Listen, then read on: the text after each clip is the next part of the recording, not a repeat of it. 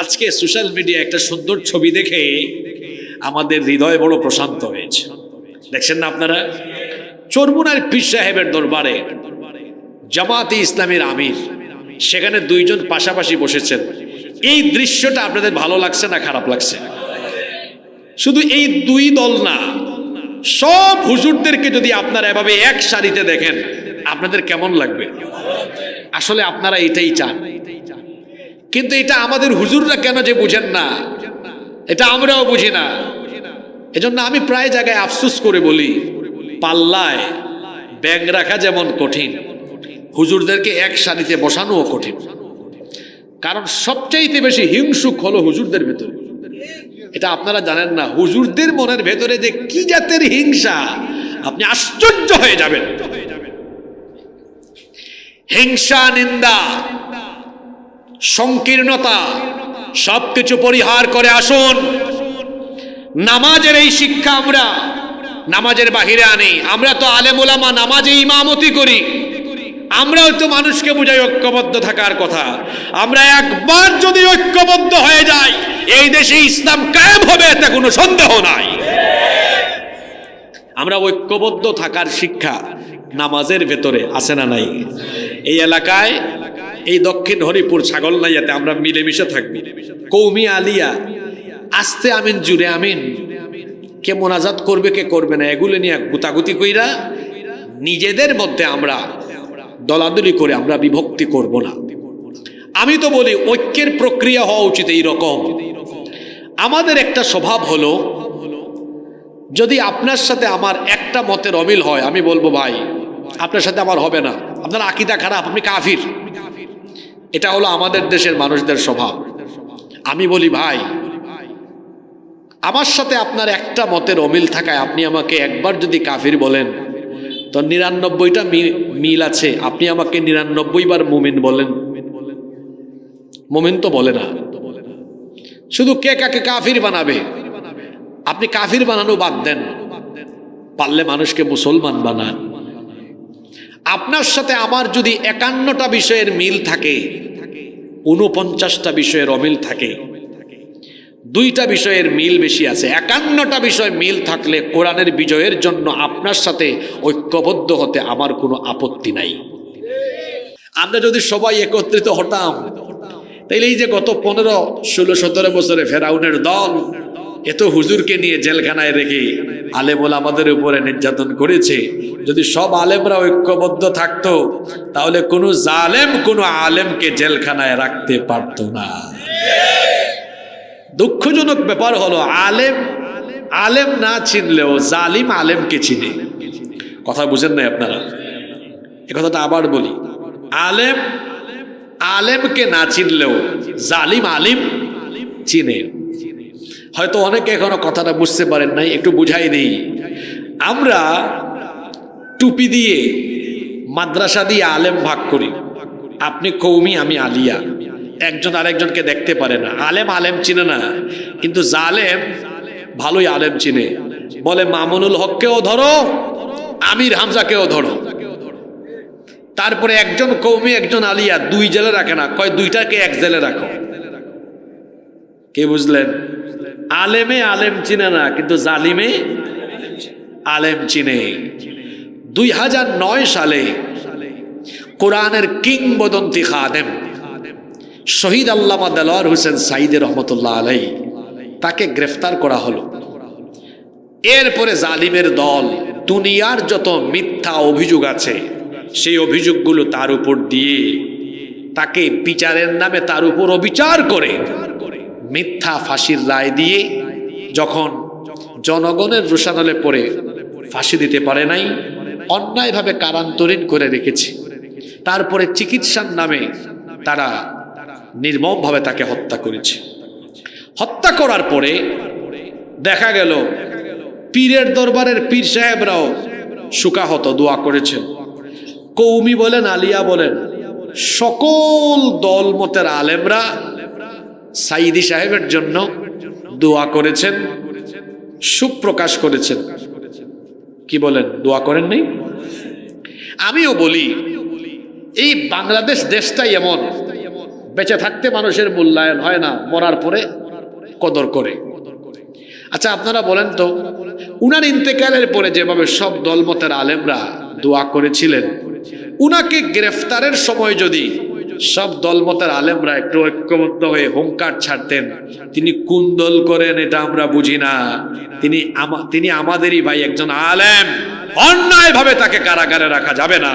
ঐক্যবদ্ধ আওয়াজ ছাড়লে কোনো জালেম উনার মতো একজন আলেমকে জেলখানায় রাখতে পারত? কথা বলেন, পারত? তখন কি করলাম আমরা? দলান্ধ স্বার্থপর হয়ে চুপচাপ থাকলাম, মনে করলাম উনি আমার মসলকের না, আমার দলের না। এই ভুল করার কারণে কি খেসারত দিতে হলো? পরবর্তীতে দেখাতে গেল এই জালিমের দল কোনো দলমতের আলেমকে বাকি রাখে নাই। ধাপে ধাপে ধাপে ধাপে সব দলমতের আলেমদের উপর নির্যাতন, নিপীড়ন, জেল, জুলুম, মিথ্যা চারিত্রিক অপবাদ দিয়ে আলেমদের উপরে হায়নার মতো এরা ঝাঁপিয়ে পড়েছিল। যদি আমরা আগে থেকে ঐক্যবদ্ধ থাকতে পারতাম, এই দেশে একজন আলেমের হাতে হাত করা পোড়ানোর সাহস কেউ কোনোদিনও পেত না। আচ্ছা 15-16 বছর এইভাবে গেল। আমি ভেবেছিলাম 5ই আগস্টের পরে সম্ভবত ওই যে মানুষ বলে ঢুস খাইলে, আপনাদের ফেনীতিটা বলে না, আমার বাড়ি তো সিলেট, জানাননি আপনারা, তো আমরা সিলেট আঞ্চলিক ভাষায় হই আর কি হলা, যে ঢুস খাইলে হুশই বলে না মানুষ, ঢুস খাইলে হুশ হয়। আমি ভেবেছিলাম 5ই আগস্টের পরে সাধারণ পাবলিকের হুশ হোক আর না হোক, কিন্তু এই দেশের আলেমদের হুশ হবে যে জালিমের দল আমাদের কোনো আলেমকেই বাদ রাখে নাই।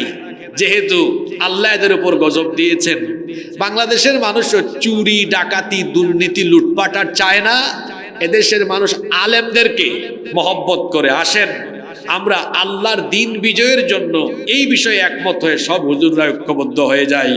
যদি সবাই ঐক্যবদ্ধ হয়ে যেত, বাংলাদেশে ইসলামের বিজয় কেউ ঠেকানোর দুঃসাহস থাকতো?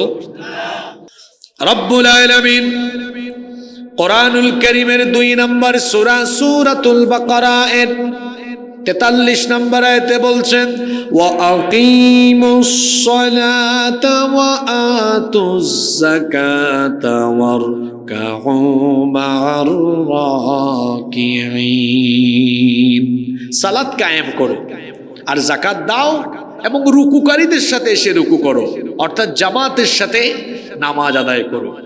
আমরা যখন জামাতের সাথে নামাজ আদায় করি, তখন আমরা নামাজে এমনভাবে দাঁড়াই যে আমাদের মধ্যে তখন কোনো বিভক্তি, দলাদলি থাকে না। কমি মাদ্রাসার হুজুরের পাশে আলিয়া মাদ্রাসার হুজুর, জামাতে ইসলামীর কারো পাশে চরমুনার একজন, তার পাশে হেফাজত, তার পাশে খেলাফত, তার পাশে জমিয়ত। এই যে নামাজে আমরা যখন কাতারবন্দি হয়ে দাঁড়িয়ে যাই, বলেন তো নামাজে কি আমরা দলাদলি করি যে আমরা কমি, আমরা সামনের কাতারে, তোমরা আলিয়া তোমরা পিছনের কাতারে, সামনের কাতারে জামাত আর চরমুনাই থাকো, পিছনের কাতারে বাকি দল থাকো? এইরকম কোনো ঘোষণা কি কোনো মসজিদে বা কোনো নামাজের জামাতে এরকম ঘোষণা কখনো হয়? জোরে বলেন হয়? বরং দেখা যায় শত্রুও শত্রুর পাশে গিয়ে অনেক সময় নামাজে দাঁড়ায়, ওখানে কোনো সমস্যা নাই। এই যে মসজিদের ভেতরে আমরা সবাই এক কাতারে যেমন দাঁড়াই, নামাজের এই শিক্ষাটা তো নামাজের বাহিরে মুসলমানরা আনতে পারে নাই। যদি এই শিক্ষাটা নামাজের বাহিরে এনে সীসা ঢালা প্রাচীরের মতো আমরা ঐক্যবদ্ধ থাকতে পারতাম, পৃথিবীতে মুসলমান এমন এক শক্তিশালী জাতি হয়ে মাথা উঁচু করে দাঁড়াতো। বিশ্বের দরবারে এই মুসলমানদেরকে নিয়ে কটূক্তি করার, কথা বলার কিংবা কোনো দেশে মুসলমানদের গায়ে হাত তোলার সাহস পৃথিবীতে কারো হতো না। কিন্তু আমরা কি ঐক্যবদ্ধ না দলে দলে বিভক্ত? দলে দলে বিভক্ত। বিশ্বের দিকে তাকিয়ে লাভ নাই, বাংলাদেশের দিকে তাকান। দলে দলে বিভক্ত আমরা, দলে দলে বিভক্ত আমরা। দলে দলে বিভক্ত না হয়ে আমরা সব যদি এক থাকতে পারতাম তাহলে দেখতেন বাংলাদেশে ইসলাম আর মুসলমানরা আরো বেশি শক্তিশালী হয়ে যেত। ঐক্যবদ্ধ থাকার ভেতরে রহমত আছে। ঐক্যবদ্ধ থাকলে যিনি রহমত নাজিল করেন, জোরে বলেন তিনি কে? রব্বুল আলামিন কোরআনুল কারীমের 4 নম্বর সূরা সূরাতুন নিসা এর 175 নম্বর আয়াতে বলছেন, ফাআম্মাল্লাযীনা আমানু বিল্লাহি ওয়া'তাসামু বিহি ফাসায়ুদখিলুহুম ফি রাহমাতিম মিনহু ওয়া ফাদলিন ওয়া ইয়াহদিহিম ইলাইহি সিরাতাম মুস্তাকিমা।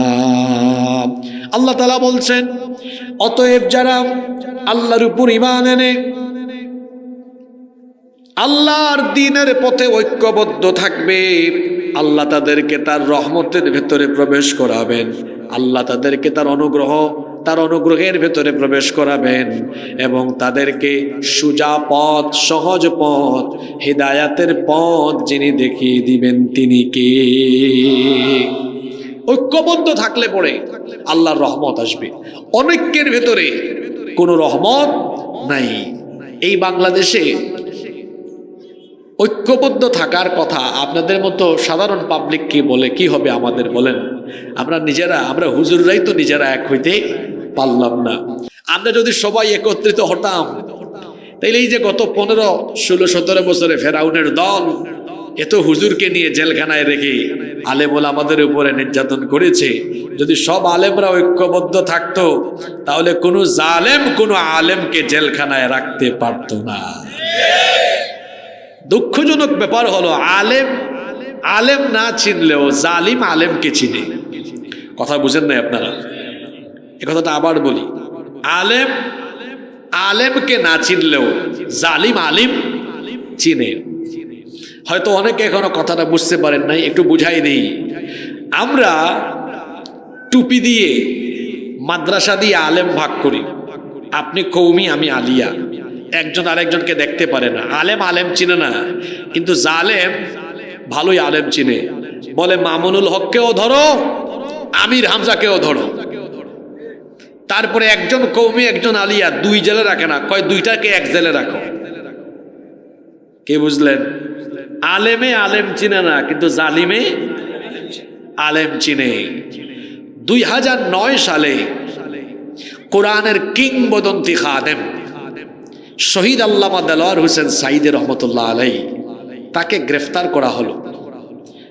এরপরে জালিমের দল দুনিয়ার যত মিথ্যা অভিযোগ আছে সেই অভিযোগগুলো তার উপর দিয়ে তাকে বিচারের নামে তার উপর অবিচার করে মিথ্যা ফাঁসির রায় দিয়ে, যখন জনগণের রোষানলে পড়ে ফাঁসি দিতে পারে নাই, অন্যায়ভাবে কারান্তরীণ করে রেখেছে। তারপরে চিকিৎসার নামে তারা নির্মমভাবে তাকে হত্যা করেছে। হত্যা করার পরে দেখা গেল পীরের দরবারের পীর সাহেবরাও শোকাহত দোয়া করেছেন। কৌমি বলেন, আলিয়া বলেন, সকল দলমতের আলেমরা সাঈদী সাহেবের জন্য দোয়া করেছেন, সুখ প্রকাশ করেছেন। কি বলেন? দোয়া করেন নাই? আমিও বলি, এই বাংলাদেশ দেশটাই এমন, বেঁচে থাকতে মানুষের মূল্যায়ন হয় না, মরার পরে কদর করে। আচ্ছা আপনারা বলেন তো, উনার ইন্তেকালের পরে যেভাবে সব দলমতের আলেমরা দোয়া করেছিলেন, উনাকে গ্রেফতারের সময় যদি সব দলমতের আলেমরা একটু ঐক্যবদ্ধ হয়ে হুঙ্কার ছাড়তেন, তিনি কোন দল করেন এটা আমরা বুঝি না, তিনি আমাদেরই ভাই, একজন আলেম, অন্যায় ভাবে তাকে কারাগারে রাখা যাবে না। ঐক্যবদ্ধ আওয়াজ ছাড়লে কোন জালেম উনার মতো একজন আলেমকে জেলখানায় রাখতে পারত? কথা বলেন, পারত? তখন কি করলাম আমরা? দলান্ধ স্বার্থপর হয়ে চুপচাপ থাকলাম, মনে করলাম উনি আমার মসলকের না, আমার দলের না। এই ভুল করার কারণে কি খেসারত দিতে হলো? পরবর্তীতে দেখাতে গেল এই জালিমের দল কোন দলমতের আলেমকে বাকি রাখে নাই। ধাপে ধাপে ধাপে ধাপে সব দলমতের আলেমদের উপর নির্যাতন, নিপীড়ন, জেল, জুলুম, মিথ্যা চারিত্রিক অপবাদ দিয়ে আলেমদের উপরে হায়নার মতো এরা ঝাঁপিয়ে পড়েছিল। যদি আমরা আগে থেকে ঐক্যবদ্ধ থাকতে পারতাম, এই দেশে একজন আলেমের হাতে হাত করা পরানোর সাহস কেউ কোনোদিনও পেত না। আচ্ছা, 15-16 বছর এইভাবে গেল। আমি ভেবেছিলাম 5ই আগস্টের পরে সম্ভবত ওই যে মানুষ বলে ঢুস খাইলে, আপনাদের ফেনীতিটা বলে না, আমার বাড়ি তো সিলেট, জানেননি আপনারা, তা আমরা সিলেট আঞ্চলিক ভাষায় হই আর কি হলা, যে ডুস খাইলে হুশই বলে না মানুষ, ঢুস খাইলে হুশ হয়। আমি ভেবেছিলাম 5ই আগস্টের পরে সাধারণ পাবলিকের হুশ হোক আর না হোক, কিন্তু এই দেশের আলেমদের হুশ হবে যে জালিমের দল আমাদের কোনো আলেমকেই বাদ রাখে নাই। যেহেতু আল্লাহ এদের উপর গজব দিয়েছেন, বাংলাদেশের মানুষ চুরি, ডাকাতি, দুর্নীতি, লুটপাট আর চায় না। এদেশের মানুষ আলেমদেরকে মহব্বত করে। আসেন আমরা আল্লাহর দিন বিজয়ের জন্য এই বিষয়ে একমত হয়ে সব হুজুররা ঐক্যবদ্ধ হয়ে যাই। যদি সবাই ঐক্যবদ্ধ হয়ে যেত, বাংলাদেশে ইসলামের বিজয় কেউ ঠেকানোর দুঃসাহস থাকতো। August, September, October, November, December, 5 মাস গিয়ে 6 মাস, এখনো ঐক্যবদ্ধ হওয়ার কোনো নিশানা নাই। যদিও আজকে সোশ্যাল মিডিয়া একটা সুন্দর ছবি দেখে আমাদের হৃদয় বড় প্রশান্ত হয়েছে। দেখছেন না আপনারা, চরমুনার পীর সাহেবের দরবারে জামাতে ইসলামীর আমির, সেখানে 2 জন পাশাপাশি বসেছেন। এই দৃশ্যটা আপনাদের ভালো লাগছে না খারাপ লাগছে? শুধু এই 2 দল না, সব হুজুরদেরকে যদি আপনারা এভাবে এক সারিতে দেখেন, আপনাদের কেমন লাগবে? আসলে আপনারা এটাই চান, কিন্তু এটা আমাদের হুজুররা কেন যে বুঝেন না, এটা আমরাও বুঝি না। এজন্য আমি প্রায় জায়গায় আফসোস করে বলি, পাল্লায় ব্যাগ রাখা যেমন কঠিন, হুজুরদেরকে এক সারিতে বসানোও কঠিন। কারণ সবচাইতে বেশি হিংসুক হলো হুজুরদের ভেতরে। এটা আপনারা জানেন না, হুজুরদের মনের ভেতরে যে কি জাতের হিংসা, আপনি আশ্চর্য হয়ে যাবেন। হিংসা, নিন্দা, সংকীর্ণতা সবকিছু পরিহার করে আসুন। নামাজের এই শিক্ষা আমরা নামাজের বাহিরে আনি। আমরা তো আলেম ওলামা, নামাজে ইমামতি করি, আমরাও তো মানুষকে বুঝাই ঐক্যবদ্ধ থাকার কথা। আমরা একবার যদি ঐক্যবদ্ধ হয়ে যাই, এই দেশে ইসলাম কায়েম হবে, এতে কোনো সন্দেহ নাই। আমরা ঐক্যবদ্ধ থাকার শিক্ষা নামাজের ভেতরে আছে না নাই? এই এলাকায়, এই দক্ষিণ হরিপুর ছাগলনাইয়াতে আমরা মিলেমিশে থাকবো। কৌমি আলিয়া, আস্তে আমিন জুড়ে আমিন, কে মোনাজাত করবে কে করবে না, এগুলো নিয়ে গুতাগুতি কইরা নিজেদের মধ্যে আমরা দলাদলি করে আমরা বিভক্তি করব না। আমি তো বলি ঐক্যের প্রক্রিয়া হওয়া উচিত এই রকম। আমাদের একটা স্বভাব হলো, যদি আপনার সাথে আমার একটা মতের অমিল হয়, আমি বলবো ভাই আপনার সাথে আমার হবে না, আপনার আকীদা খারাপ, আপনি কাফির। এটা হলো আমাদের দেশের মানুষদের স্বভাব। আমি বলি ভাই, আমার সাথে আপনার একটা মতের অমিল থাকায় আপনি আমাকে একবার যদি কাফির বলেন, তো 99টা মিল আছে, আপনি আমাকে 99 বার মুমিন বলেন। মুমিন তো বলে না, শুধু কে কাকে কাফির বানাবে। আপনি কাফির বানানো বাদ দেন, পারলে মানুষকে মুসলমান বানান। আপনার সাথে আমার যদি 51টা বিষয়ের মিল থাকে, 49টা বিষয়ের অমিল থাকে, 2টা বিষয়ের মিল বেশি আছে, 51টা বিষয় মিল থাকলে কোরআনের বিজয়ের জন্য আপনার সাথে ঐক্যবদ্ধ হতে আমার কোনো আপত্তি নাই। সুতরাং আসুন, নামাজ থেকে আমরা ঐক্যের শিক্ষা নিয়ে আমরা ঐক্যবদ্ধ হই, আল্লাহর দিন এই দেশে বিজয়ী হয়ে যাবে ইনশাআল্লাহ। কষ্ট হচ্ছে আপনাদের? নাম্বার 3 নাম্বার, নামাজ আমাদেরকে সাম্য, ভ্রাতৃত্ববোধ, সমতার শিক্ষা দেয়। নামাজে যখন আমরা দাঁড়াই, তখন দেখবেন কি চমৎকার সাম্য আর ভ্রাতৃত্ববোধের চিত্র ফুটে ওঠে। এই গ্রামে আপনার ডুপ্লেক্স বাড়ি আছে, আরেকজনের কাঁচা বাড়ি, মাটির কাঁচা ঘর আছে না, আছে। এখন ডুপ্লেক্স বাড়িওয়ালার পাশে গিয়ে যদি ওই কাঁচা মাটির ঘরের লোক দাঁড়ায়, উনি কি কথা বলবে? আমি তোমার থেকে বেশি পয়সাওয়ালা, তুমি আমার পাশে দাঁড়াইছো কেন? আমার স্ট্যাটাসের সাথে তোমার স্ট্যাটাস সমান না, তুমি পিছনে যাও, এটা বলতে পারবে? যদি বলেও ফেলে, ওই লোক বলবে, মেয়া তোমার এই টাকা পয়সার বাহাদুরি মসজিদের বাইরে গিয়ে দেখাও, এখানে স্ট্যাটাস তোমার আমার সমান, তুমিও আল্লাহর গোলাম, আমিও আল্লাহর গোলাম। সুবহানাল্লাহ।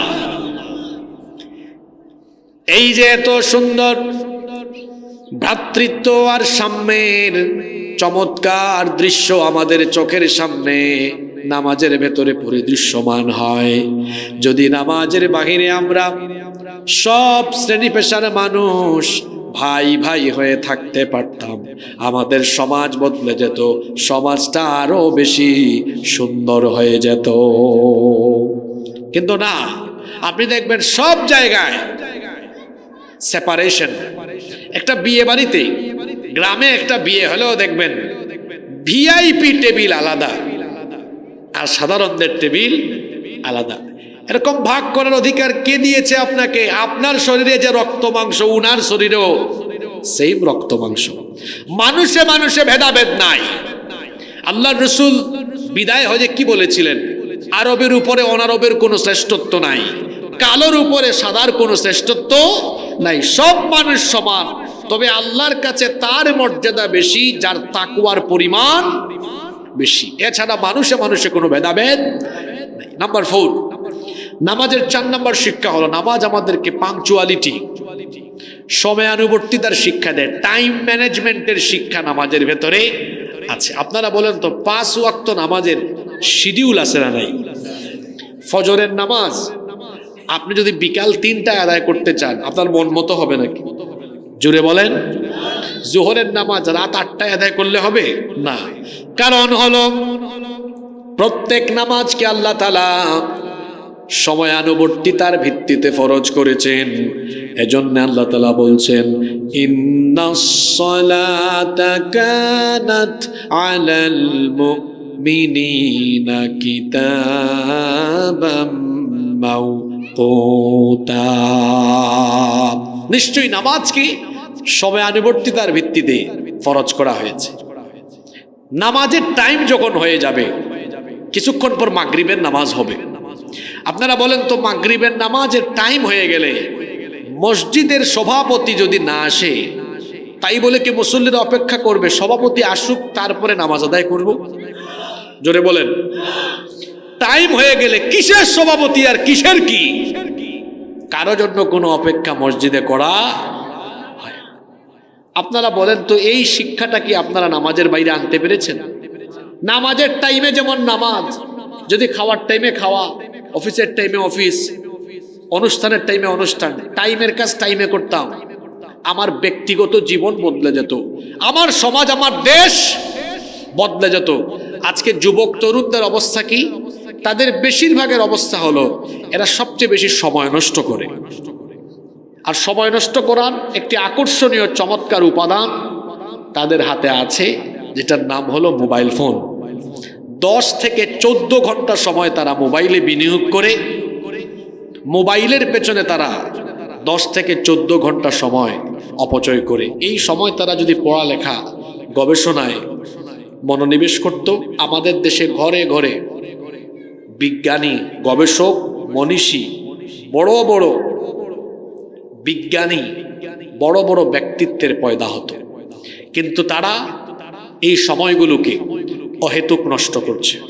আমাদের দেশে কোথাও যদি অনুষ্ঠান লিখিটায় পাবলিক বুঝে, এটা শুরু হবে বিকাল 5টায়, মানে টাইম ম্যানেজমেন্ট নাই।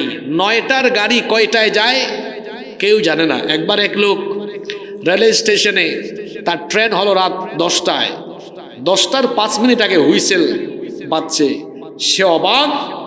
বাংলাদেশে একদম টাইম মতো ট্রেন চলে আসছে। খুশি হয়ে সে তার লাগেজ টান মারতেছে, দাঁড়াইছে, আরেকজন হাত ধরছে, ভাই বেশি খুশি হইয়েন না, বসেন, এটা গতকাল রাত 10টার ট্রেন, আজকে 10টায় আসছে। এই হলো আমাদের টাইম ম্যানেজমেন্টের অবস্থা। নামাজ যেভাবে প্রতিটা টাইমে টাইমে আল্লাহ ফরজ করেছেন, ঠিক ওইভাবে যদি টাইমে টাইমে আমরা টাইমের কাজ করি, এই জাতির ভাগ্য বদলে যাবে। এই শিক্ষা নামাজের ভেতরে আছে না? 6 না 5, নামাজ আমাদেরকে আনুগত্য আর বন্দেগীর শিক্ষা দেয়। এই যে নামাজে আমরা গিয়ে তাকবীর থেকে নিয়ে শুরু করে সালাম ফেরানো পর্যন্ত, নামাজ কি আমরা আমাদের নিজস্ব তরিকায় পড়ি না আল্লাহ আর রসুলের তরিকায় পড়ি? নামাজে যেভাবে আল্লাহ আর রসুলের তরিকায় শুরু থেকে শেষ পর্যন্ত থাকি, এভাবে আমার জীবনের শুরু থেকে শেষ পর্যন্ত সেই আল্লাহ আর রসুলের তরিকা মোতাবেক জীবন পরিচালনা করতে হবে। এই শিক্ষা আমাকে আপনাকে নামাজ দিচ্ছে। নাম্বার 6 নাম্বার, নামাজ আমাদেরকে পর্দার শিক্ষা দেয়। কিসের শিক্ষা দেয়? নামাজে আমরা সতর ঢেকে দাঁড়াই। নামাজের বাইরে আবার দেখা যায় অনেক যুবক হাফ প্যান্ট পরে হাঁটে, নারী বেপর্দা হয়ে বের হয়। নামাজে আমাদের পর্দার শিক্ষা আছে। এই পর্দার শিক্ষাটা যদি নামাজের বাইরে আনতে পারি, অশ্লীলতা বেহায়াপনা কমে যাবে ইনশাআল্লাহ। নাম্বার 7 নাম্বার, নামাজ আমাদেরকে ডিসিপ্লিন শিখায়, শৃঙ্খলা শিখায়। এই যে আপনারা এখানে আছেন না, সবাই অগোছালো হয়ে বসে আছেন, কিন্তু যদি বলা হয় এখানে মাগরিবের নামাজ হবে, যদি ইকামত শুরু হয় আল্লাহু আকবার আল্লাহু আকবার আল্লাহু আকবার আল্লাহু আকবার, দেখবেন সবাই দাঁড়ায় গিয়ে একদম সাফ সুজা করে দিয়েছে, কোনো বিশৃঙ্খলা নাই। কাবা শরীফে দেখবেন কেউ কাবাঘর তওয়াফ করে, কেউ নামাজ আদায় করছে, কেউ জিকির আজকার করছে, কেউ কোরআন তেলাওয়াত করছে, কিন্তু নামাজের টাইমে সবাই কাবাঘরকে কেন্দ্র করে গোল গোল হয়ে সুন্দরভাবে দাঁড়িয়ে যায়। সুবহানাল্লাহ। এই যে মসজিদের ভেতরে নামাজের ভেতরের এই ডিসিপ্লিন আমরা কি নামাজের বাহিরে আনতে পেরেছি? না, বরং বাঙালি হচ্ছে সবচাইতে বড় উশৃঙ্খল। তাকে বলবেন সোজা হন, সে বাঁকা হবে। কোথাও লাইনে দাঁড়িয়েছে, দেখবে আহারে এত লম্বা লাইন, আমি টপকাবো কেমনে?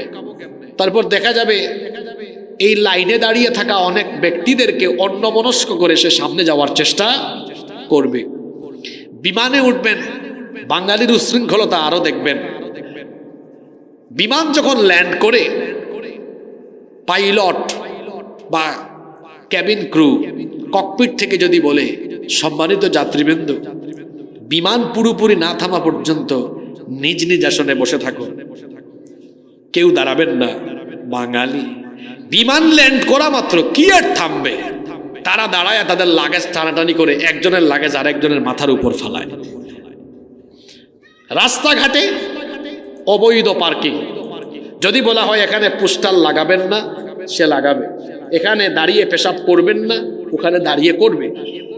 তাহলে নামাজের ভেতরে ডিসিপ্লিনের শিক্ষা কি আমার এই জাতি নামাজের বাহিরে আনতে পেরেছে? পারে নাই। তাহলে কি নামাজ আদায় করেন আপনি? 8। বাকি পয়েন্টগুলো কি বলবো? এগুলো সব তো সমাজ রাষ্ট্রের সাথে সম্পৃক্ত, বলবো না, অফ করে দিব। নাম্বার 8 নাম্বার, নামাজ আমাদেরকে নেতা নির্বাচনের শিক্ষা দেয়। কি নির্বাচনের শিক্ষা দেয়? সঠিক যোগ্য নেতা নির্বাচনের শিক্ষা দেয়। দেখছেন এক নামাজের ভেতরে কত কিছু আছে। আচ্ছা, আপনাদের মসজিদে আপনারা কি এমন কোন ইমাম রাখবেন যে ইমামের তিলাওয়াত সহি না, যিনি কামিল বা দাওরায়ে হাদিস বা ইসলামী শিক্ষার উপরে তার কোনো পড়ালেখা নাই, এইরকম কোন অযোগ্য ব্যক্তিকে আপনারা কি আপনাদের মসজিদে ইমাম হিসেবে নিয়োগ করবেন? বাহ বাবা, খুব সচেতন আপনারা। তাহলে কোন অযোগ্য ব্যক্তিকে যেমন মুসলমান তার নামাজের ইমাম বানায় না, এই শিক্ষাটা নামাজের বাহিরে আনতে হবে। তেমনি কোনো অযোগ্য চোর, ডাকাত, বাটপার, চাঁদাবাজ, সন্ত্রাসী, লুটপাটকারী ব্যক্তিকেও সমাজ বা রাষ্ট্রের কোন স্তরে তার হাতে নেতৃত্ব সুপর্দ করা যাবে না। এই শিক্ষা কি আমাদের নামাজের বাইরে আছে? বরং এই বাংলাদেশে দাবি করা হয় 90% মুসলমান, এটা দাবি না, এটা সত্য। কিন্তু 90-এর মধ্যে 88% লোক বাংলাদেশে এমন কোরআন বুঝবে দূরে থাক, এরা বিশুদ্ধ করে কোরআন পড়তেও পারে না। এই ধরনেরই অনেক লোক রাজনীতি করে যখন নেতা হয়, সূরা ফাতিহার অর্থ বলতে পারবে না, স্ট্রোক করবে, আউযুবিল্লাহ বিসমিল্লাহ শুদ্ধ করে বলতে পারবে না, মুখ বাঁকা হয়ে যাবে, সে ফতোয়া দিবে কোরআনের ভেতরে রাজনীতি। ইন্না লিল্লাহি ওয়া ইন্না ইলাইহি, তারে বলেন আউযুবিল্লাহ বিসমিল্লাহ বলো, বললাম না মুখ বাঁকা হয়ে যাবে। জানাজার নামাজে দাঁড়াবে, সোশ্যাল মিডিয়াতে কিছু ভিডিও দেখা গেছে, নামাজে দাঁড়াইতে হয় কেমনে, এটাও মুফতি সাহেব ফতোয়া দিয়েছে, কোরআনের রাজনীতি নাই। আপনি কোরআনের রাজনীতি করেন না, কইরেন না। ওয়ালা তাজিরু ওয়াজিরাতুন ওয়িজরা উখরা, কেউ কারো বোঝা বহন করবে না, কেউ কারো দায়িত্ব নিবে না, আপনার হিসাব আপনি আল্লাহকে দিবেন। আপনি কোরআনের রাজনীতি করেন না, কইরেন না, কিন্তু কোরআনের রাজনীতি নাই এমন কথা বলার কোনো অধিকার আপনার নাই। আপনি কইরেন না, কইরেন না, আপনার হিসাব আপনি আল্লাহর কাছে দিবেন। কিন্তু কোরআনে রাজনীতি নাই এমন কথা আপনাকে কে বললো? শত শত আয়াতে রাষ্ট্র ব্যবস্থা, অর্থ ব্যবস্থা, রাজনীতি ব্যবস্থার উপর আয়াত আছে। পৃথিবীর কোনো আলেম তো এই কথা বললেন না। বলা হয় যারা কোরআন ভিত্তিক রাজনীতি করে তারা নাকি ধর্ম ব্যবসায়ী। কোরআন দিয়ে রাষ্ট্র পরিচালনার সংগ্রাম করা ধর্ম ব্যবসা নয়, বরং এটা হচ্ছে রাসূল করিম সাল্লাল্লাহু আলাইহি ওয়াসাল্লামের রেখে যাওয়া সুবহান আদর্শ। ধর্ম ব্যবসায়ীদেরকে আমরা চিনি, যারা ইলেকশন আসলে পাঞ্জাবি টুপি লাগায়, মাথায় হিজাব পট্টি বাঁধে, আর ওই আমাদের সিলেটের হযরত শাহজালাল মুজাররদি আমির রহমতুল্লাহ আলাইহির মাজার জিয়ারত করে নির্বাচনী প্রচার কাজ আরম্ভ করে বিভিন্ন দরবারে দরবারে মাদ্রাসায় মাদ্রাসায় হুজুরদের দোয়া নিয়ে ইসলামের বিরুদ্ধে কাজ করব না বলে মাথায় ঝাড়ফুঁক নিয়ে, তারপরে ধর্মীয় লেবাস পরে মানুষের সেন্টিমেন্ট পুঁজি করে ভোট নিয়ে, ভোটের পরে আবার ইসলাম আর মুসলমানদের বিরুদ্ধে কাজ করে যারা প্রকৃত ধর্ম ব্যবসায়ী হলো তারা। নামাজ আমাদেরকে সঠিক নেতা নির্বাচনের শিক্ষা দেয়। এই জায়গায় আমরা ভুল করলে চলবে না। আমরা যদি সমাজের নিম্ন স্তর থেকে নিয়ে একেবারে উচ্চ পর্যায় পর্যন্ত সৎ, পরহেজগার, আল্লাহওয়ালা ব্যক্তিবর্গকে আমরা সমাজ এবং রাষ্ট্রের সকল স্তরে নেতৃত্বের জায়গায় আসীন করতে পারি, তাহলে সৎ লোকদের শাসনের ফলে এই বাংলাদেশের ভাগ্য বদলে যাবে। নাম্বার 9, নামাজের 9 নম্বর শিক্ষা হলো নামাজ আমাদেরকে যোগ্য নেতার আনুগত্য করতে শেখায়। আচ্ছা, নামাজে ইমাম সাহেব যখন রুকুতে যান, মুসল্লিকে তখন সাজদায় যায়? আপনারা কথা বলেন না কেন? মুসল্লি তখন সাজদায় জানায়। হুজুর রুকুতে গেলে, ইমাম রুকুতে গেলে মুসল্লিও রুকুতে, ইমাম সাজদায় গেলে মুসল্লিও, অর্থাৎ যতক্ষণ পর্যন্ত ইমাম তিনি আল্লাহ রসুলের তরিকা মোতাবেক থাকেন ততক্ষণ পর্যন্ত তার আনুগত্য করা, তাকে অনুসরণ করা মুসল্লিদের কর্তব্য। এই শিক্ষা নামাজের বাহিরেও থাকবে। আমরা কারো অন্ধ আনুগত্য করব না। আমার যে নেতা কোরআন সুন্নাহর পথে থাকবে ততক্ষণ পর্যন্ত তার আনুগত্য থাকবে, তার প্রতি অনুসরণ থাকবে। পৃথিবীতে অন্ধ আনুগত্য কেবল একজনের করা যায়, তিনি হচ্ছেন মুহাম্মাদুর রাসূলুল্লাহ সাল্লাল্লাহু আলাইহি ওয়াসাল্লাম। শর্তহীন আনুগত্য করতে হবে, অন্ধ আনুগত্য এখানে কোনো প্রশ্ন করা যাবে। নাম্বার 10, নামাজের 10 নম্বর শিক্ষা হলো নামাজ আমাদেরকে ভুল নেতৃত্ব সংশোধনের শিক্ষা দেয়। আচ্ছা, নামাজে আপনাদের ইমাম সাহেব তিনি নামাজে দাঁড়ালেন, আল্লাহু আকবার, তো নামাজ আরম্ভ হয় কোন সূরা দিয়ে বলেন না? সূরা। ইমাম সাহেব সূরা ফাতিহা না বলে শুরু করেছেন ইয়াসিন ওয়াল কুরআনিল হাকিম। সাধারণ মানুষও বলবে হুজুর ভুল হইছে, লোকমা দিবে না? নামাজের এই শিক্ষা নামাজের বাহিরেও আনতে হবে। যেভাবে আপনার ইমাম ভুল করলে আপনি তার ভুল ধরিয়ে দেন, লুকমা দেন, ঠিক তেমনি আমার সমাজের নিম্ন স্তর থেকে উচ্চ স্তর পর্যন্ত কোন নেতা যখনই ভুল করবে আপনি তখন এই দেশের নাগরিক হয়ে প্রতিবাদ করে তার ভুল তখন ধরিয়ে দিতে হবে। আমরা কিন্তু এটা করি না। নিজের দল ভুল করলো বলেও কোনো অসুবিধা নাই। যেমন এই মুহূর্তে ইউনূস সাহেব বাংলাদেশে তিনি বিভিন্ন সেক্টরে সংস্কারের কাজ আরম্ভ করেছেন। আমি এটার তীব্র বিরোধিতা এবং সমালোচনা করে যাচ্ছি। আপনি বলবেন হুজুর এটা তো ভালো কাজ, সংস্কারের বিরোধিতা আপনি করেন কেন? আপনি সংস্কার পরে করেন, বিচার করেন আগে। যারা 15 বছর ধরে মানুষ খুন করেছে আগে তাদের বিচার করবেন, সংস্কার তারপরে করবেন। আপনি বিচার না করে সংস্কারে গেলে আরো সমস্যা দেখা দিবে। ভালো করলে ভালো বলবেন, আপনার সমাজের কোন নেতা ভুল করলে ভুল ধরিয়ে দিবেন। অন্ধ কোনো আনুগত্য করা যাবে। নাম্বার 11 নাম্বার, নামাজ আমাদেরকে ভুল নেতৃত্ব পরিবর্তন করারও শিক্ষা দেয়। আচ্ছা, আপনাদের হুজুরকে লুকমা দিয়েছেন 2বার 3বার দেওয়ার পরে উনি তো শুনে না, তখন কি করবেন? না না না, নামাজে উনি ভুল করছেন, 2বার 3বার লুকমাও দিয়েছেন, তখন কি করবেন? তাকে ইমামতির জায়গা থেকে সরায় নিয়ে আসবেন। ঠিক তেমনি নামাজের এই শিক্ষা নামাজের বাহিরে আনতে হবে, সমাজে আনতে হবে। আপনার সমাজ, আপনার রাষ্ট্রের কোন ইমাম, কোন নেতা ভুল করবে, সংশোধনী দেওয়ার পরেও যদি সে সোজা না হয় তাহলে ঘাড় ধরে তাকে নেতৃত্বের জায়গা থেকে নামিয়ে দিতে হবে। 12 নামাজের 12 নম্বর শিক্ষা হলো নামাজ আমাদেরকে ধৈর্যের শিক্ষা দেয়। কিসের শিক্ষা দেয়? বলবেন হুজুর ধৈর্য কোথায়? এই যে সামনে রমজান মাস আসতেছে, লম্বা নামাজ, ফজরের নামাজটাও লম্বা হয়।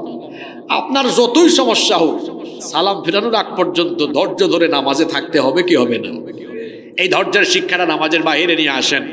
জীবনে বিভিন্ন ক্ষেত্রে আপনার জন্য অনেক দুঃসময় আসবে, পরিস্থিতি কঠিন হবে, জটিল হবে। সেই সময় সবরের সাথে ইস্তেকামত থাকতে। সময়ও বড় সংক্ষিপ্ত, আমি যত দ্রুত পারতেছি পয়েন্টগুলো বলে যাচ্ছি, তাও চলে যাচ্ছে সময়। 13 নামাজ আমাদেরকে জীবন সংশোধনের শিক্ষা দেয়। কি সংশোধনের শিক্ষা? আচ্ছা, নামাজে আপনার ভুল হয়ে গেছে, তো ভুল হইলে ভুল নামাজটা শুধরানোর একটা সুযোগ আছে না? সাহু সাজদা দিয়ে আমরা নামাজটাকে কি করি? শুধরে ফেলি। আমাদের জীবনেও ভুল থাকতে পারে, আল্লাহ তওবার দরজা খোলা রেখেছেন, তওবা করে সঠিক পথে ফিরে আসতে। নাম্বার 14 নাম্বার, নামাজ আমাদেরকে নিয়ন্ত্রিত জীবনের শিক্ষা দেয়। নিয়ন্ত্রিত জীবন গঠন কিভাবে? আচ্ছা, নামাজে কেউ দাঁড়ায় কি তার চক্ষু নিয়ন্ত্রণে রাখে না অনিয়ন্ত্রণ করে? অবশ্যই নিয়ন্ত্রণ করে। সাজদার দিকে তাকায় কেউ কি নামাজে দাঁড়ায় আল্লাহু আকবার পিছনে ডানে বামে এরকম করে? না, হাত বাঁধে, চক্ষু নিয়ন্ত্রণ করে, হাত নিয়ন্ত্রণ করে। ঠিক তেমনি নামাজের বাহিরে চক্ষুকে বেগানা নারীর দিকে দিবেন না, হাত পা কন্ট্রোলে থাকবে। হাত পা দিয়ে কারো ক্ষতি করা যাবে। 15 এবং সর্বশেষ নামাজের 15 নম্বর শিক্ষা হলো নামাজ আমাদেরকে কুরআনময় জীবন গঠনের শিক্ষা দেয়। ভালো করে বুঝে শুনে জবাব দেন, নামাজে আমরা হাদিস তেলাওয়াত করি না কুরআন তেলাওয়াত করি? জুড়ে বলেন। এজন্য কোরআনকে বলা হয় ওয়াহিয়ে মাতলু। কোরআন ও ওহি, হাদিসও ওহি। এটা হলো ওয়াহিয়ে মাতলু, যেটা তিলাওয়াত হয়, আর হাদিস হলো ওয়াহিয়ে গায়রে মাতলু, যেটা নামাজে তিলাওয়াত হয় না। তাহলে নামাজে হাদিস পড়া হয় না কোরআন পড়া হয়? হাদিস পড়লে নামাজ হবে? হবে না। যেভাবে কোরআন দিয়ে নামাজ আদায় করা হয়, এখান থেকে শিক্ষা নিবেন। নামাজের এই শিক্ষা নামাজের বাহিরে এনে কোরআন দিয়ে আপনার জীবন, আপনার সমাজ, আপনার রাষ্ট্র চালাতে হবে। এই শিক্ষা নামাজের ভেতরে আছে না নাই?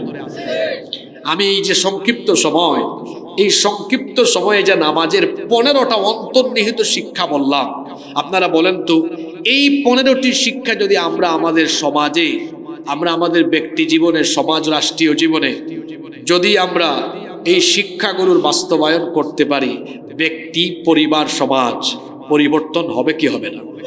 অবশ্যই হবে। আসুন আমরা নামাজের অন্তর্নিহিত এই শিক্ষাগুলো আমরা নামাজের বাহিরে বাস্তবায়ন করি। আল্লাহ তাআলা আমাদের সবাইকে সেই তৌফিক দান করেন। সুবহানাকা আল্লাহুম্মা ওয়া বিহামদিকা আশহাদু আল লা ইলাহা ইল্লা আনতা আস্তাগফিরুকা ওয়া আতুবু ইলাইক। আসসালামু আলাইকুম ওয়া রাহমাতুল্লাহি